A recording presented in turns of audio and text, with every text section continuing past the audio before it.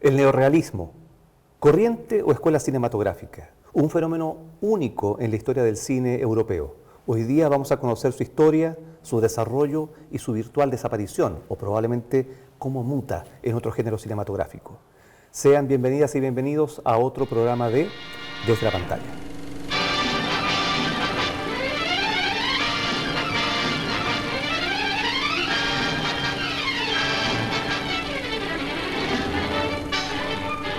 Nos encontramos hoy con Marcelo Machilari, periodista, crítico de cine, que ha trabajado durante años en el Mercurio de Valparaíso y es una personalidad importante en el puerto para la reflexión y la divulgación del séptimo arte en los medios de comunicación. ¿Cómo estás, Marcelo? Bienvenido.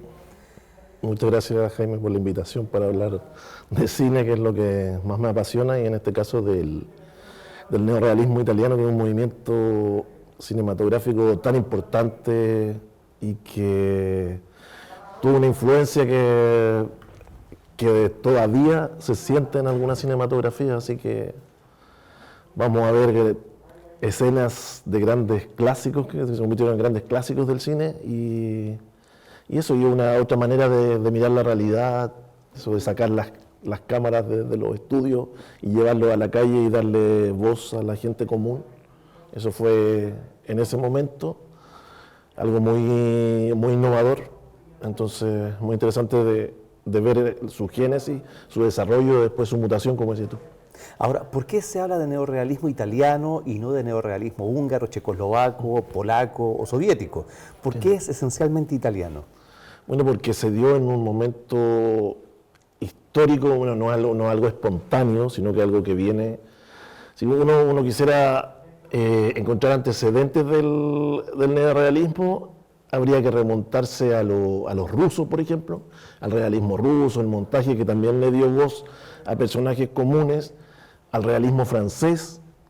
Al realismo poético francés, bueno, claro, Renoir. Renoir, que de hecho uno de los grandes representantes al menos de los inicios del neorrealismo es Luchino Visconti. Él fue ayudante de dirección de Renoir en dos películas, en Los Bajos Fondos y también en Una fiesta en el campo. Uh-huh. Entonces, y se da una situación en Italia que llega el fascismo y se empiezan a formar los estudiantes en el Centro Experimental de Roma, que es el centro donde se estudiaba cine. Entonces ahí empieza a surgir una oposición a este cine ampuloso del fascismo. A las películas se le llamaba películas de teléfono blanco, porque era una comedia donde todo era impecable, no había suciedad, no había pobreza, eso no existía. Italia era el país triunfante. Y solo una clase. Claro, y solo dirigía una clase burguesa, como hay, por eso siempre había un teléfono blanco. Que era símbolo de riqueza. Que símbolo de riqueza, además, porque no todos tenían teléfono, y los teléfonos sí eran neo y eran teléfonos, o los teléfonos como con la gente que compartía mucho. De hecho, hay una película en los años 70 de Dino Risi que se llama precisamente La diva del teléfono blanco. Uh-huh. Entonces, frente a ese cine, empieza a surgir toda una generación de estudiantes, donde estaba Rossellini, Fellini, y entonces viene ese momento, el fascismo, la oposición al fascismo, esa idea de hacer un cine distinto, y el fin de la guerra, entonces ese país desolado, porque se dice del neorrealismo, que es el cine que surgió de las ruinas. Uh-huh. Eso es más o menos porque un cine que nació ahí, hay todavía humo de guerra en esas películas, en las primeras películas sobre todo en Roma Ciudad Abierta. Roma Ciudad Abierta, claro. Y para que el público comprenda de qué estamos hablando, del contexto y el tipo de películas, ¿te parece si vamos a ver un fragmento de La Tierra Tiembla, de Luchino Visconti, de 1948, y ahí vamos retomando la conversación? Listo. Va.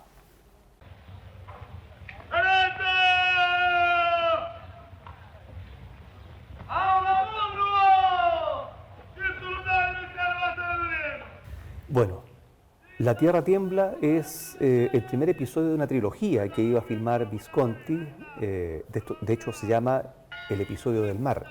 Y nos cuenta la historia de una familia de pescadores. Vemos las condiciones sociales, vemos también los precios que los mayoristas le colocan a la venta de los pescados y cómo estos pescadores todos los días se hacen a la mar con riesgo de su vida, lo cual nos recuerda un poco a Hombres de Arán, de Flaherty, ¿no? Claro. Que es gente que depende de la vida en el mar para mantener sus familias. Y cómo estos hermanos toman conciencia de que están siendo abusados por parte de los especuladores, hipotecan su casa y con ese dinero compran una barca para ellos ser sus propios empleadores. Pero todo va mal. Lo interesante de esta película es, bueno, el género se podría decir que es un docudrama porque está filmada en Sicilia y la escena, muchos de los pescadores casi todos se interpretan a sí mismos, las faenas que se describen. Entonces ese es otro antecedente del cine neorrealista, es la influencia del documental inglés, por ejemplo, de los años 30, que fue muy importante, con una corriente documental. Y claro, iba a ser primero que todo está basado en una novela, el autor se llama Giuseppe Verga y es un autor del siglo XIX. Entonces lo que muestra al adaptar Visconti esta novela es que lo que pasaba en el siglo XIX sigue pasando en el siglo XX. Y se ha dicho de esta película que la película es sobre una guerra de un hombre contra la opresión en este caso, de un patrón. Entonces, y esa otra guerra, esa gente que estaba en Sicilia y que también vivió los rigores, pero de otra forma, pero esta es su propia guerra. Entonces, claro, iban a hacer dos películas, esta gente del mar, la otra iba a ser sobre mineros y la tercera era sobre campesinos, y la idea de Visconti era que al final de la trilogía triunfara el pueblo, triunfara los campesinos, porque su ideología es marxista y él la lleva al cine. Entonces, y en el cine neorrealista italiano hay muchas corrientes. No todos los directores son iguales. De hecho, Rossellini decía, nosotros no formamos un grupo, nosotros no somos, no sé si eran amigos, pero no era que decidiera un grupo de gente hacer algo, sino que fue la consecuencia, fue responder, hicieron lo que tenían que hacer, sacar la cámara, filmar. Entonces, de Visconti, en la visión marxista. En el caso de Rossellini, es el intelectual que quiere educar a través del cine, y en el caso de Sica es buscar la emoción a través de un cine que incluso tiene inspiración en Chaplin. Entonces, por eso no hay un cine neorrealista, sino que hay muchos. Y podríamos decir que de Sica algunos elementos también cristianos, ¿no? Sí, no, hay el tema cristiano incluso. En Rossellini también se observa ese tema de la redención, y el tema, claro, la visión cristiana está muy presente. A través de símbolos, de hecho en la misma Roma Ciudad Abierta aparece el tema cristiano muy presente.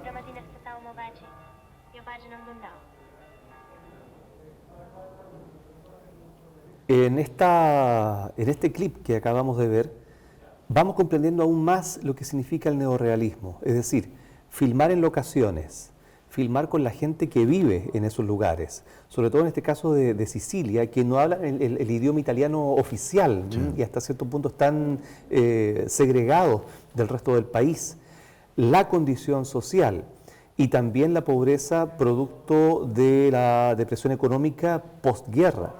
Ahora, este neorrealismo, con esos elementos, también implica sacar las cámaras a la calle, como tú decías, por la sencilla razón de que no había dinero para construir escenografía. Claro. Los estudios Cinecittà terminaron ocupados, ¿cierto?, como albergue, claro, al término de la guerra. No había dinero para pagarle a grandes estrellas, por lo tanto, lo que hay que hacer es economizar recursos e ir a la gente de la calle. Claro, por eso te decía que tiene que ver con el movimiento, claro, no está todo tan pensado, sino que es ir haciendo, de eso, ¿qué hay? Los estudios están en el suelo, no hay actores que contratar, no hay a quién pedir permisos de filmación, saquemos la cámara y vamos, y como sucede en muchos movimientos artísticos, como que realmente es la consecuencia de algo, la casualidad.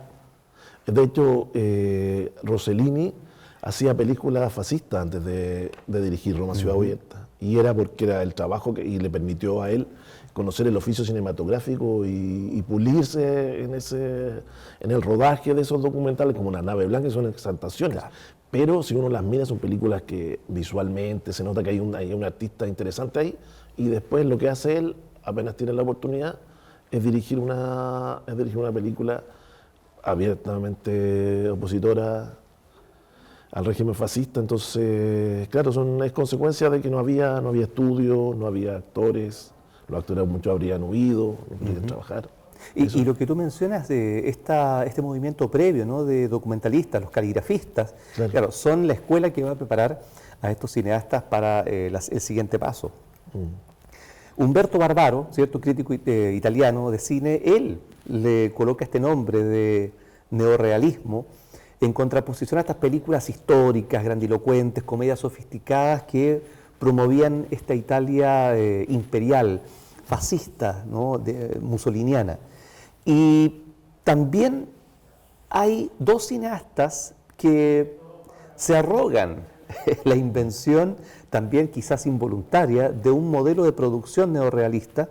Una de ellas es la cineasta y actriz de la época muda, Francesca Bertini, de la época muda, que en el año 1915, con Gustavo Serena, con su marido, filman la película Asunta Spina, en locaciones, en Sicilia, con actores que no eran actores, eran gente del lugar. Y dice, yo inventé el neorrealismo, esto lo dice en los años 50.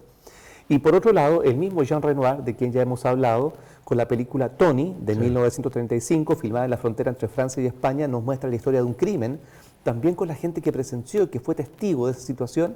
Y también Renoir, en sus memorias, dice que él había sido precursor del neorrealismo.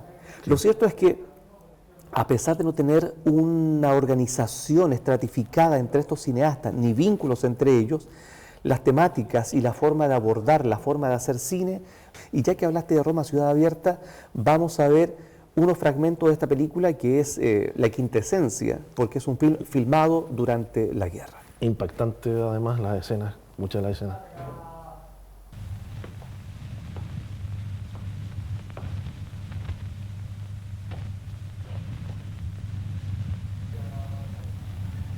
Esta es la secuencia de la tortura del partisano, que es brutal para la época y todavía sigue siendo brutal, de una sequedad visual que impacta justamente por lo que te está intentando señalar Rossellini, como un país aliado invade, ¿cierto? En este caso Alemania invade Italia, una vez que se produce el avance de los aliados en el continente europeo, y se vuelve contra ellos y empieza a atacarlos. Y acá este oficial alemán trae después al sacerdote del pueblo a que presencie estos actos barbáricos para que delate a quienes son los organizadores de la resistencia. De hecho, ya el personaje de Anna Magnani ya lo han liquidado, lo han matado en la calle, y después seguirá el sacerdote. Y además otra cosa que lo que hace Rossellini, que estas escenas no apelan al sentimentalismo, no, sino que lo que quieren mostrar de una manera, como dices tú, muy cruda, muy dura, y como diciéndole a Italia y al mundo que esto no vuelva a pasar nunca más. Así una película, por eso se habla de que es un director muy didáctico, porque es lo que muestra. Y si uno se da cuenta, en esta película y en la siguiente, porque Roma Ciudad Abierta forma parte de una trilogía, que la siguiente es Paisá, y después Alemania Año Cero, relacionadas con la guerra. La presencia de los niños es muy importante en esta película y en la siguiente y en la otra, que es donde es el protagonista, porque es como el futuro. Entonces le está diciendo, miren lo que están haciendo con su país, miren lo que están haciendo con estos niños, miren lo que han tenido, porque los niños no son inocentes en este momento, porque por lo que están mirando, esos niños ya perdieron la inocencia, esos niños de la guerra no van a ser los mismos, que son los adultos del futuro, no son los mismos. Entonces hay una cosa ahí muy, muy fuerte, y esta película, por eso también me parece que sigue siendo, han pasado cuántos años y sigue siendo una película sumamente impactante, porque fue filmada el mismo año 45, con finales de 44, cuando estaba la ocupación, que había terminado recién la ocupación alemana. Entonces los edificios en el suelo, la gente todavía, el mercado negro y todo eso, esa Italia destruida, es la que retrata esta película. Y ojo, Rossellini tuvo que buscar todos los retazos de negativos, porque no había material fílmico en Europa, todos los retazos de negativos para poder sacar adelante esta película. Y en algunas tomas en las calles, cuando tú ves a lo lejos una patrulla alemana, son alemanes, ¿no? Filmados en la calle. Es decir, Rossellini se expuso a ser descubierto por las tropas alemanas porque la película se filma, como tú decías, incluso ya al final de la ocupación. Y en otras dos películas también vinculadas a la guerra, a la Segunda Guerra, tenemos a El General de la Rovere, ¿no? Con Vittorio De Sica, donde ya no hay niños presentes, pero te muestra estos personajes que quizás van a ser prototípicos de la comedia italiana, estos hombres grandilocuentes, estos chantas, ¿cierto?, que aparentan y que finalmente tienen su momento de demostrar realmente quiénes son y de reivindicarse consigo mismo y dejar de lado las mentiras, los engaños y las patrañas. Pero además, en la última película que Rossellini le dedica a la guerra, que era Noche en Roma, de 1960, ahí ya no hay niños. Son estos tres soldados, el ruso, el norteamericano y el inglés, escapando por las azoteas de los edificios días antes de la liberación, que también nos muestra esta posibilidad de encontrar la paz, ¿no? La liberación, la libertad y la paz para Italia y el término de la guerra. Claro. Uno habla, decíamos que al principio que estos directores que conformaron el movimiento tal vez no tenían tantas cosas en común, pero sí son humanistas todos. Hay una vocación profundamente humanista en su trabajo, desde la política, desde el marxismo, por el lado de Visconti y De Sica, por supuesto, el lado cristiano, y en el lado didáctico por Rossellini. Y que esta película, Roma Ciudad Abierta, una película que costó mucho. Bueno, tú hablabas de, claro, que tuvo que filmar durante la ocupación, y también el presupuesto consiguió préstamos, vendió sus muebles para filmar la película, una condesa dicen que le aportó dinero, y así fue juntando la plata para hacer la película. Y él, el actor que hace de cura, era un comediante italiano famoso como comediante, y al que él se arriesga y le da este papel. Y ahora vamos a ver justamente la escena final en este segundo clip. Non è difficile morir bene, difficile vivere bene. Pater nostro, qui es in cieli, sanctificetur nomen tuum, adveniat regnum tuum, fiat voluntas tuas, sicut in cielo et in terra. Pane nostrum quotidianum, da nobis hodie, et dimitte nos debita nostra, et nos inducant in tentationem, sed libera nos a malo. Ave Maria, gratia plena, Dominus tecum, benedicta tu mulieribus, benedictus fructus ventris tui, Iesus. Santa Maria, Mater Dei, pro nobis. Santa Maria, Mater Dei, pro nobis. Peccatoribus, sicut erat in seculus. Amen. Gloria Patri et Spiritus Sancti, sicut era in principio, et nunc et semper, et in saecula.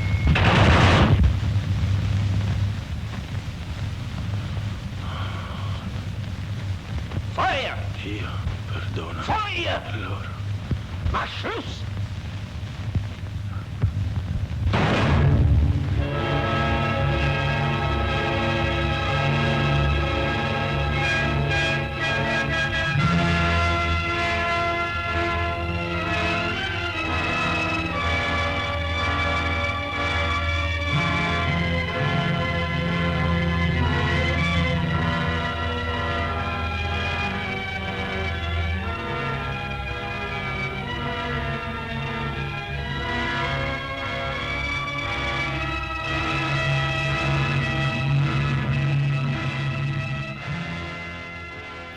Estos niños que han perdido la inocencia, como tú decías, Marcelo, testigos de la historia, testigos de la realidad, el futuro de Italia, y que nos va a recordar hasta cierto punto la película Nos habíamos amado tanto, de Ettore Scola.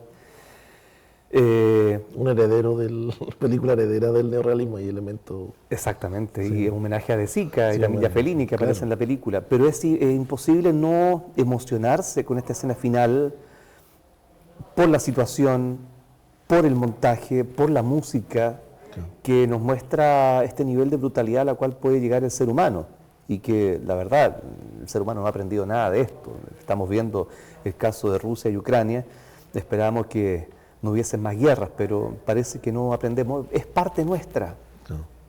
Necesitar la constante crisis para provocar cambios históricos a través de la brutalidad, la violencia y el asesinato de inocentes. Siguiendo con este tema del neorrealismo, tengo acá un libro de también un crítico e historiador, de Luigi Chiarini. Este libro se llama El cine quinto poder. Y en este texto, Chiarini señala que el neorrealismo poco a poco va desapareciendo de las pantallas italianas, debido a que para allá por 1948, cuando la democracia cristiana asume el poder de Italia, siente en estas películas una piedra en el zapato, porque se exportan y son muy populares en el extranjero, pero no en Italia, y encuentran la forma de comenzar a frenar la producción de estos films, que es la generación de premios, ¿no?, e incentivos económicos. Es decir, si tú produces una película que corta cierta cantidad de entradas, el Estado le devuelve al productor el 50% de la inversión. Por lo tanto, estas películas neorrealistas, que no eran un éxito en Italia, prontamente se van acabando porque los productores deciden invertir nuevamente en películas cómicas, en musicales, en óperas, ¿no? Pienso en las películas de Carmine Galone, por ejemplo, Tosca o Madame Butterfly, y el neorrealismo va en retirada, a pesar de que sus directores cambian el registro, y algunos que eran guionistas, como Mario Monicelli y Federico Fellini, guionistas y asistentes de dirección de los 40, pasan a ser directores en los 50, Stefano Banzina, Steno también, dentro de ellos. Y estas películas neorrealistas se van, yo diría, permeando con un género totalmente inesperado, que es la comedia. La comedia italiana, de la cual el mismo Monicelli, Dino Risi, Ettore Scola, van a hacer popular ya en la década del 60. Pero que, ojo, no son comedias anodinas, tampoco son comedias que estén exentas de una mirada crítica o profunda. Son, evidentemente, lecturas de la Italia de posguerra, tal como lo hizo Fellini con La Dolce Vita, cómo cambió Italia a través del milagro económico. Vamos a ver esta Italia destruida y los problemas económicos en la película Ladrón de bicicletas y cómo se invierten los papeles.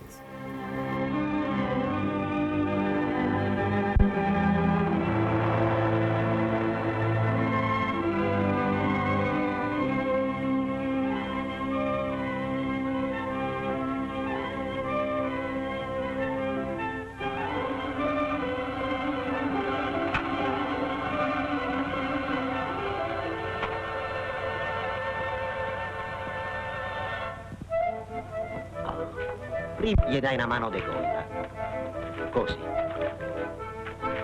Ecco. Poi ci schiaffi il manifesto. Ecco qua. Poi un'altra mano di colla leggera, leggera, in maniera che il manifesto viene stirato e senza grinze. Hai capito? Ragazzi, perché se ci lasci qualche grinza, passa l'ispettore, se ne accorge e ti mette la multa. Hai capito? Vedi Ricci, per fare sto mestiere ci vuole molta intelligenza, ci vuole occhi e sveltezza. Ecco qua, andiamo.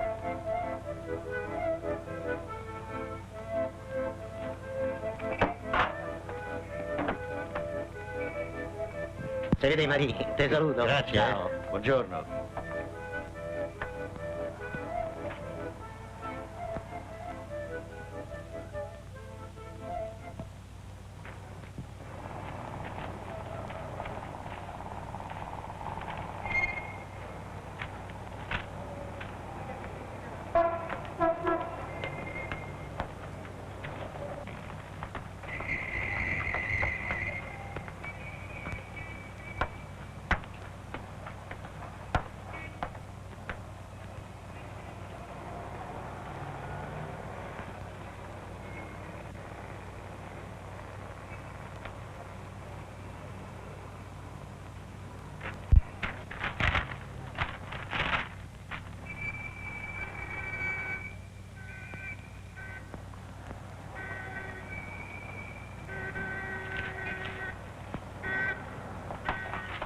Al ladro! Al ladro! Che ti è successo?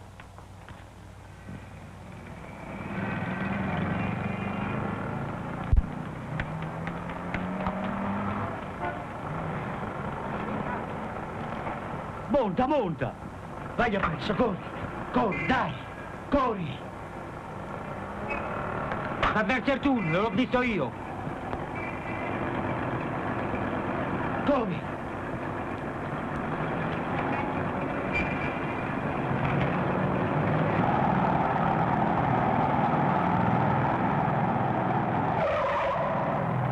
Che c'è? Este padre de familia, desesperado por recuperar su bicicleta, porque es su herramienta de trabajo, sin la bicicleta no puede encontrar trabajo, se la roban y cómo diablos se presenta al día siguiente a trabajar. Y la película se convierte en una especie de road movie, buscando la bicicleta y además encontrando un ladrón que está en una situación tan precaria como él. Por lo tanto, al final de la película se invierten los papeles y el personaje de Richie se convierte en un ladrón para poder seguir manteniendo su familia. Esa es la condición en la cual queda Italia con el término de la guerra. Y es por eso que elegimos el fragmento final de esta película para cerrar la evolución del personaje. Si te das cuenta, es una historia que uno podría decir una anécdota, una historia mínima, porque a que alguien le roben una bicicleta pasa todos los días, pero es la manera de construye de Sica la película, la narración y lo emotiva que resulta y cómo uno se compromete con los personajes, la dirección de actores pensando que no son profesionales. Y bueno, y ahí hay en el caso de Sica, una admiración por Chaplin que está súper presente en la escena. De hecho, al final es un final muy Chaplin. Sí. Entonces, como la relación del padre con el hijo, tiene momentos de comedia, la escena del restaurante, por ejemplo. Entonces pasa por distintas emociones la película y la acerca un poquito a una vocación, es menos dura, es dura, pero no es tan dura como Roma Ciudad Abierta, por ejemplo. Da espacio a las emociones, que es lo que le interesa finalmente a De Sica. Y que se interioricen con el drama humano. Claro. Un hombre recto, honesto, que ha empeñado las sábanas, que ha empeñado la bicicleta para poder seguir comiendo y que termina finalmente robando para poder seguir comiendo. Claro. Es esta tragedia griega que podríamos ver, estas películas claramente bajo el perfil de una tragedia griega. Claro. Son personajes que están condenados a sufrir, ya sea la muerte, el desengaño o bien convertirse en aquello ante lo cual están combatiendo. Claro. Por eso al principio te decía que es un poco, es una historia, una anécdota, pero para él, y eso es lo interesante, que para él pierde su herramienta de trabajo. Lo que para otra persona podría ser algo, normalmente una bicicleta, para él significa y caer en la escala social, porque él empieza como una degradación. Y ojo también, el trabajo de él consiste en tener la bicicleta para ir pegando carteles por toda la ciudad, que son carteles de películas norteamericanas, claro, o sea, que también te está indicando la invasión cultural norteamericana con la Italia de posguerra, con el cine italiano por el suelo, sí. Y cómo empieza este resurgimiento económico tentaculoso, ¿no? A través del cine americano, apropiándose de las pantallas del cine europeo. Sí. No solamente pasa en Italia, Inglaterra, Francia, Alemania principalmente. Y acá este personaje interpretado por Lamberto Maggiorani toma la bicicleta y lamentablemente, como dice el personaje de la película La soledad del corredor de fondo, lo pillaron porque no corrió demasiado rápido. Acá no pedaleó demasiado rápido. Bueno, aquí es muy importante en esta película la figura, y aparece la figura del guionista Cesare Sabatini, que es el guionista de todas las películas de Sica, excepto creo que El Jardín de los Felici-Contini es la única que no son. Entonces, este guionista es súper importante porque le da como sustento teórico a las películas de Sica. No es que De Sica no era un intelectual, era un actor que venía trabajando desde hace muchos años como actor y empezó a dirigir películas. Entonces lo que hace es como una conclusión mágica, que llega este director con mucho talento, con mucha intuición, un artista, y un guionista con mucho talento y con una visión clara respecto a lo que era el movimiento cinematográfico del neorrealismo, y se juntan y aparece esta película. Bueno, antes había hecho De Sica otra película que es Lustrabotas, que también es una película muy importante, y luego de Ladrón de Bicicleta, que es una película, me parece muy interesante lo que decías antes del tema, cómo fue recibido esta película. Fue muy bien recibida, por ejemplo, en Estados Unidos, en el resto de Europa. Pero claro, para las autoridades en ese tiempo el gobierno demócrata cristiano en Italia decían la ropa sucia se lava en casa.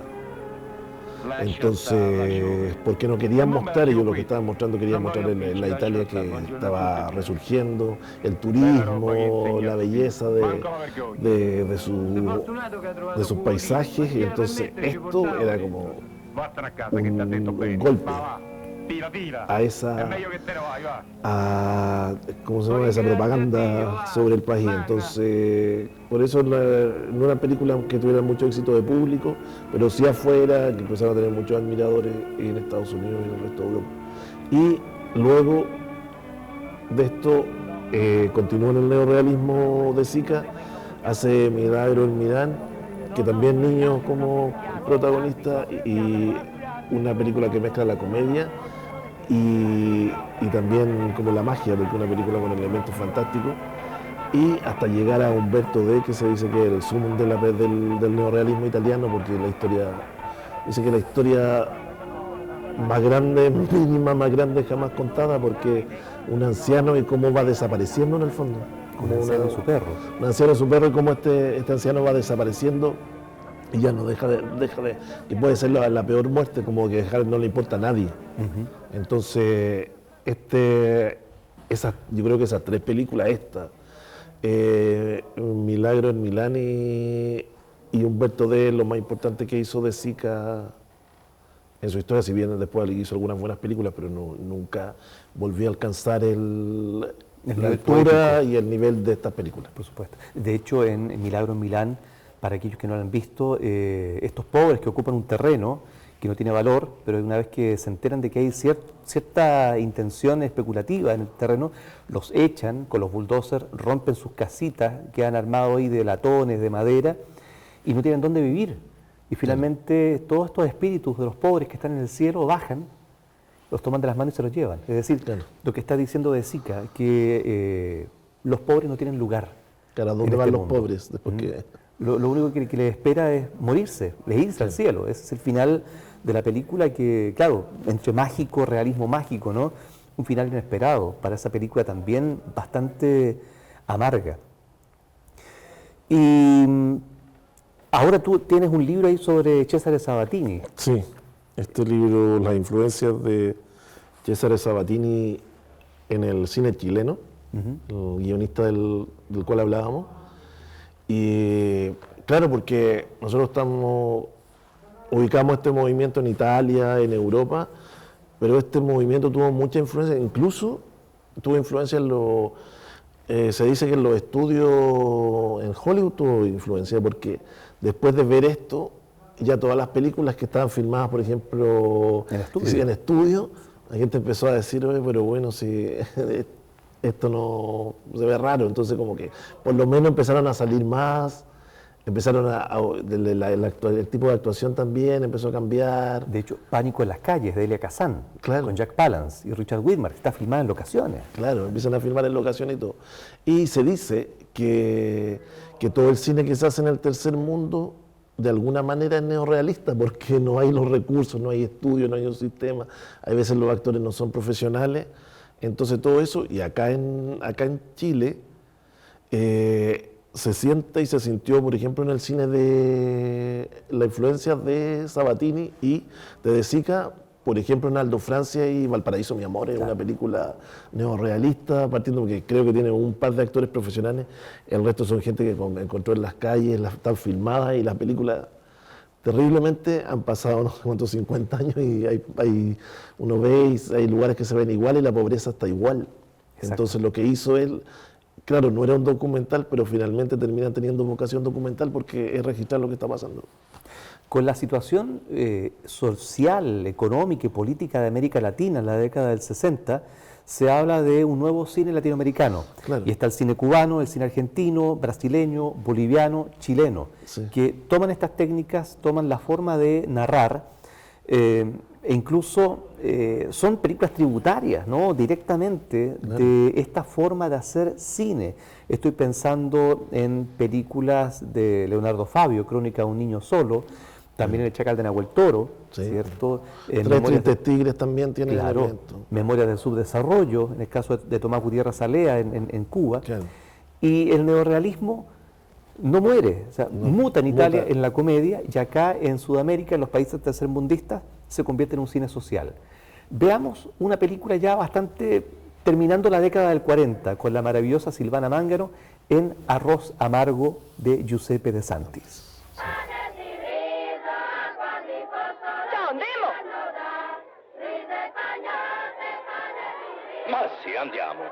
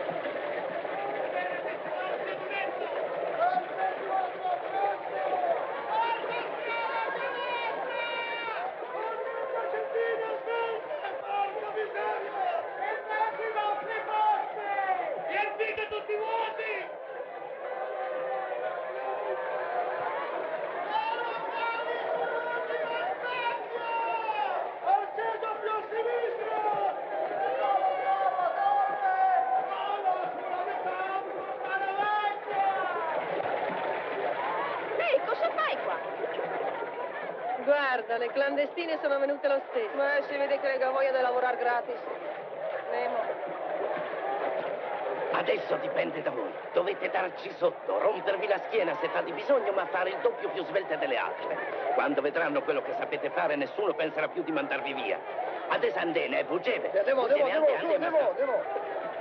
siete matti, queste se ne devono andare, è un ordine del padrone.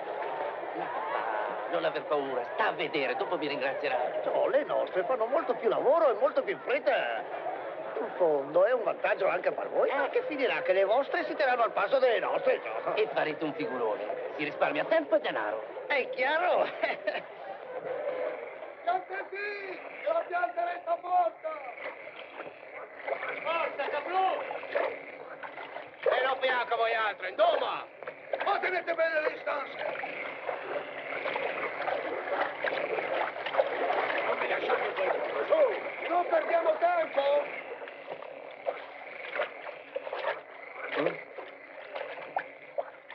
Aiuto, così fa più presto.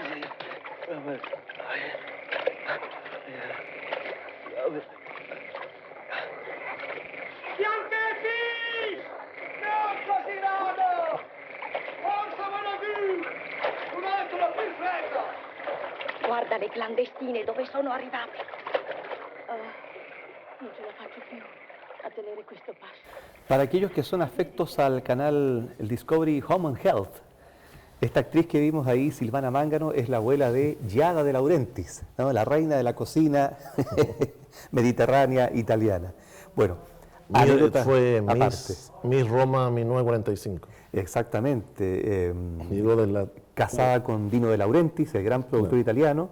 Esa es la parte de la trivia del... Claro, del programa. Pero fíjate que, a pesar de que no es una película que entronca directamente con uno de los directores más representativos del neorrealismo, como Giuseppe De Santis, sí hay un contexto histórico, porque al comienzo te hablan de todas estas mujeres que vienen de diferentes partes de Italia como temporeras, ¿no? A cosechar y a plantar arroz. Y se ve el tema también de estas mujeres que llegan a trabajar sin contrato, porque necesitan comer. Entonces sigue estando el tema social de por medio. A pesar de que acá está Vittorio Gassman, Ralph Ballone, la misma... Sí, que la lanzó a la fama, y además lo más recordado de la película, que el afiche de la película es con ella con el short ahí en el rostro, que le daba una cosa glamorosa, por supuesto, a un trabajo que no lo es, pero claro, y tiene elementos de melodrama, de cine, como de cine policial también de repente. Y hay mucho baile y una cosa media antropológica, folclórica también, pero claro, sigue siendo una película interesante por el contexto, y porque lo que muestra, porque esas son imágenes documentales también, es donde se trabajaba la situación, lo que decías tú, la situación de las arroceras, creo que se llama. Claro. Entonces la gente se en contrato ahí, entonces hay una cosa muy, eso yo te diría que como lo más interesante, porque la trama es un poquitito así, como tiene trama como rocambolesca, ¿no? Sí, no, por claro, decirlo menos. con bastante sangre y violencia al final ahí entre Ballone y Vittorio Gassman, que Claro, es un pero gánster, tiene ladrón. todos esos elementos, y es como lo que decíamos hace un rato, como este cine neorrealista va mutando y va teniendo distintos elementos. Y este, por ejemplo, claro, incorpora a otros, y ya empiezan a aparecer las estrellas, Claro. ya no son los actores no profesionales, sino que ya hay estrellas de cine, al menos para Italia. Entonces, como que es parte de eso, como de todos los movimientos también cinematográficos. Todos los movimientos mutan, cambian, los directores se van por otras áreas, por otros intereses. Eso. Neorrealismo, corriente cinematográfica, escuela cinematográfica. En algún próximo programa esperamos seguir desarrollando estos temas. Muchísimas gracias, Marcelo, por acompañarnos en este recorrido histórico por las películas más entrañables del cine italiano, y esperamos que también ustedes hayan disfrutado este programa de hoy. Nos veremos entonces en otro capítulo de Desde la Pantalla. Que estén muy bien.